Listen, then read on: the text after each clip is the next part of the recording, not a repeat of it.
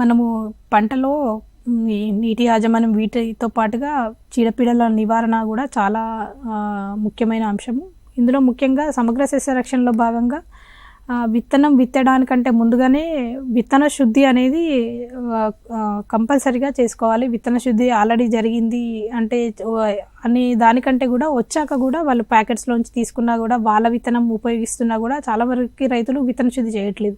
So ఈ విత్తన శుద్ధి చేసినప్పుడు ఏమవుతుందంటే మనం ప్రధాన పొలంలో నాటినప్పుడు కూడా మనకి 20 రోజుల వరకు పంట ఎలాంటి చీడపీడలకు గురి కాకుండా మనం నివారించుకోవచ్చు. సో ఈ విత్తన శుద్ధి ఏంటంటే ఇమిడాక్లోప్రిడ్ 1 కిలో విత్తనానికి 5 ml మాత్రము కలుపుకొని మనం విత్తన శుద్ధి చేసుకోవాలి.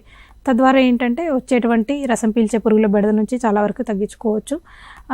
లేదంటే క్యాప్టాన్ మనకి శిలీంద్రనాశిని ఇంకొకటి మనకు ఇమిడాక్లోప్రిడ్తో పాటుగా ఈ క్యాప్టాన్ శిలీంద్రనాశినితో చేసుకున్నా కూడా మనకి శిలీంధ్రాలు భూమి ద్వారా సంక్రమించేటువంటి తెగుళ్ళను కూడా మనం నివారించుకోవచ్చు.